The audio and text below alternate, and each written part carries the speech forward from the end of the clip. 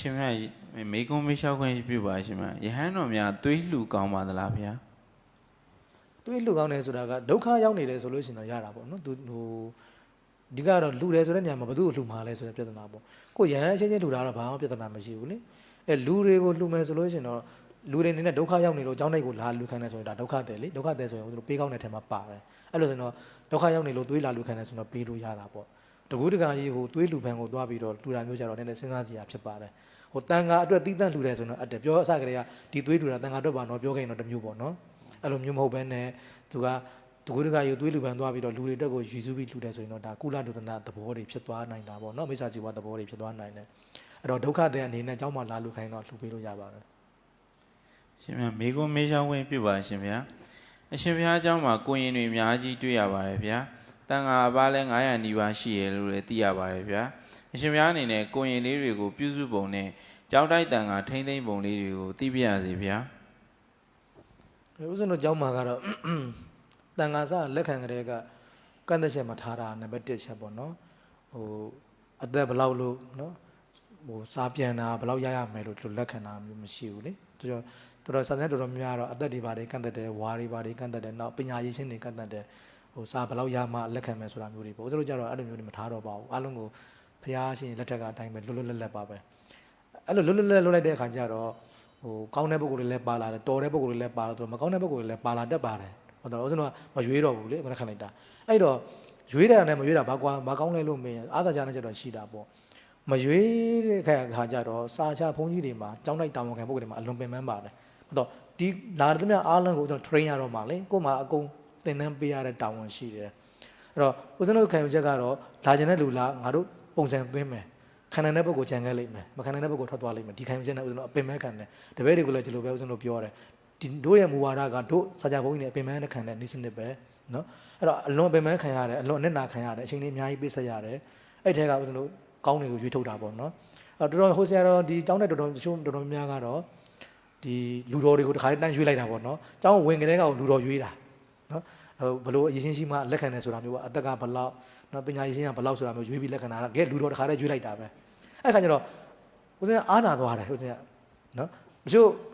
ဉာဏ်မကောင်းတဲ့ကိုတော်လေးတွေခင်ဗျာနေခြင်းပဲနေခွင့်မရလိုက်ဘူး။တချို့အသက်ကြီးပေမဲ့တရားတရားအလွန်ကောင်းတယ်စူးစမ်းခြင်းနဲ့စိတ်ရှိတယ်။တချို့အသက်30ကျော်မှဟာနော်စူးစမ်းခြင်းနဲ့စိတ်တွေရှိသေးတဲ့တရားတရားကောင်းတဲ့အမျိုးကောင်းသားတွေဆိုတော့ကြောင့်နေခွင့်မရှိတော့စာသင်လိုက်တွေကဆိုအဲ့ဒါတွေကိုကြည့်ပြီးဦးဇင်းတို့ကအားနာသွားတယ်တခါတော့ကြုံမှုပါတယ်စာသင်တစ်ခုမှာဦးဇင်းတပါးကသူကတည်င်းကြားပြီးတော့သူ့မှာရှိသမျှအားလုံးကိုစွန့်လာတာဖုံးတွေရောစွန့်ပြီးခါမှလာပြီးခါမှဝါလေးတစ်ခုကြောင့်လက်မခံဘူးဆိုတော့ဒါဟာမဖြစ်သင့်ဘူးပေါ့နော်သာသနာမှာဆိုတော့အဲ့ဒါနဲ့ဦးဇင်းတို့ကြောင့်နိုင်မှာတော့အကြောင်းအဲ့လိုမျိုးတန်ခါတွေလည်းဦးဇင်းတို့ငဲ့ပါတယ်ဒါကြောင့်ဝါတွေမကန့်သက်တော့ပါဘူးပညာရေးရှင်းတွေမကန့်သက်တော့ပါဘူးသူနေနိုင်တလောက်နေပေါ့နော်ဦးဇင်းတို့တာဝန်ကတော့လာသမျှအားလုံးကိုပညာပေးမယ်ကိုကျင်တရားเนาะသူတို့ဩဝါဒတွေနဲ့ဆုံးမသွားမယ်သုံးသင်ပေးသွားမယ်သူတနည်းနေသူတော့အကျိုးတစ်ခုတော့ရှိသွားမယ်လို့ဦးဇင်းတို့ခံယူထားတာလေအဲ့လိုမျိုးနဲ့ဦးဇင်းတို့အကုန်လုံးလက်ခံတာနံပါတ်1ပုံစံပေါ့လေနောက်နံပါတ်2ကတော့ဦးဇင်းတို့ဘာလဲဆိုတော့ဘာမှဦးဇင်းတို့တို့ကိုမဆက်တဲ့ပစ္စည်းတွေမယူရဘူးကျောင်းတွေကအားလုံးတာဝန်ယူပေးတယ်နောက်သူတို့စားဥစားတန်းတွေနောက်သူတို့တပိတ်သင်္ကန်းအသုံးဆောင်ပစ္စည်းတွေနောက်တစ်ခါကျမ်းမာရေးနော်ကျမ်းမာရေးအသေးစားပေါ့နော်အကြီးစားတော့ကျောင်းတိုက်ကလည်းမနိုင်ဘူးပေါ့နော်အသေးစားကျမ်းမာရေးတောင်မှန်ဒီစေုံစေကံပြတာလောက်ကတော့ကျောင်းတိုက်ကလိုက်ပြီးတော့ဆောင်ရွက်ပေးပါတယ်မှာ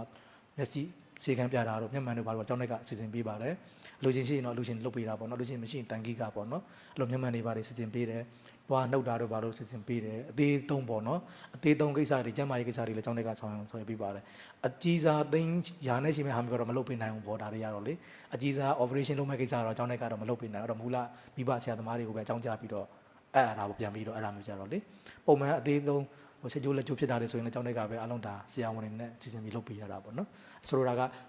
ကျမ်းမာရေးဆောင်ချောက်မှုကိုလည်းကျောင်းတိုက်က အပြည့်အဝတာဝန်ယူပေးထားတယ်ပေါ့နော်ဆိုတော့အဲ့ဒီခါကျတော့ဒါဆိုလိုတာကစာသင်သားတွေဘက်ကတရားတရားရှိနဲ့ပညာကိုစူးစမ်းဖို့ပဲလိုတယ်လို့ပြောချင်တာကျောင်းတိုက်ကကျွန်တော်အားလုံးတာဝန်ယူပေးထားတယ်ပညာရေးနေထိုင်သူတို့ရဲ့ကျမ်းမာရေးအကုန်လုံးကိုကျောင်းတိုက်ကတာဝန်ယူထားတယ်ဒါပြီးနောက်တစ်ခုကတန်ဃာတွေရောက်လာပြီဆိုလို့ရှိရင်ကျွန်တော်က training တစ်လပေးရတာပေါ့နော်ဟိုတော်ကဆိုလည်းဆရာတော်တစ်ပါးနောက်တစ်ဖက်တွေလာအဲချင်းနဲ့ဟိုသူကျောင်းမှာတစ်ဖက်လေးတွေကအခုမှဝိခါချငယ်သေးတယ်ဟိုဘာမှနားမလည်သေးတော့မပို့သေးဘူးဆိုဦးဇင်းကပြောရတယ်မဟုတ်ဆရာတော်ဗျာဒီလိုလိုစီမှာ ဘာမှမတ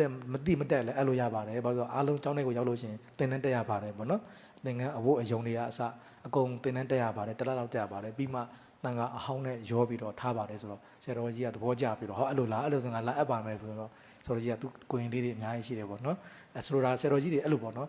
ဆိုကောင်းတဲ့နေရာဆိုတော့အချန်တာပေါ့နော်တပည့်တွေကိုအဲ့လိုမျိုးပေါ့နော်ဆိုတော့ကြောင့်ဆိုလိုတာကကျောင်းတိုင်းမှာကလေးတွေကိုကျွန်တော်ကလှစ်လှစ်မရှူထားပါဘူးသူတို့မြန်မာစာတွေမတက်သေးတဲ့ကလေးတွေဆိုရင်တော့၄တန်းလောက်ထိမြန်မာစာသင်ပေးပါတယ်အင်္ဂလိပ်စာသင်ချာအဓိက၃ဘာသာပေါ့နော်မြန်မာရဲ့အင်္ဂလိပ်စာရဲ့သင်ချာရဲ့၃ဘာသာကို၄တန်းလောက်ထိသင်ပေးတယ်ကျောင်းမှာကတက္ကသိုလ်ဘွဲရဦးစင်းတွေလည်းရှိတယ်လေအဲ့တော့သင်ပေးတယ်ပြီးမှဦးစင်းတို့ဘုရားစာသင်ရတယ်ပေါ့တချို့တိုင်းသားလေးတွေဆိုရင်တော့မြန်မာစာမတက်သေးရင်မြန်မာစာတက်အောင်သင်ပေါ့သူတို့ကျွန်တော်တနေ့ခွဲလောက်အချိန်ပေးတယ်တနေ့ခွဲလောက်ဆိုလို့ရှိရင်သူတို့၄တန်းလောက်ပညာရေးကိုသူတို့တက်သွားတယ်အဲဆိုရင်နောက်တနေ့ဆိုလို့ရှိရင်သူတို့ပါဠိစာသင်လို့ရပြီသူအဲ့ဒီပုံစံမျိုးနဲ့သွားတယ်ပေါ့နော်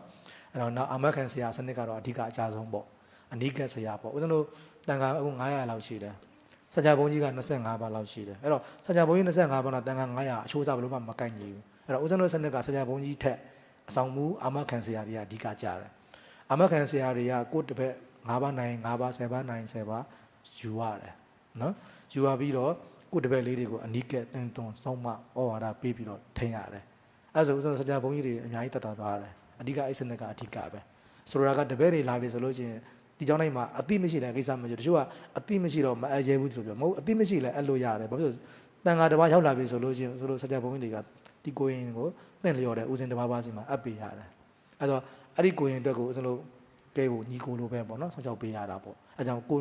နဲ့အတိရှိရှိမရှိရှိလာအပ်လို့ရတာပေါ့အဲ့ဒါကြောင့်လဲဆရာတော်တွေကလာအပ်ဖြစ်ကြတာပေါ့နော်အဲ့ဒီလိုနဲ့ဒီမှာတောထဲမှာဆိုပေမဲ့တန်ခါ900လောက်ဖြစ်သွားတာပေါ့နော်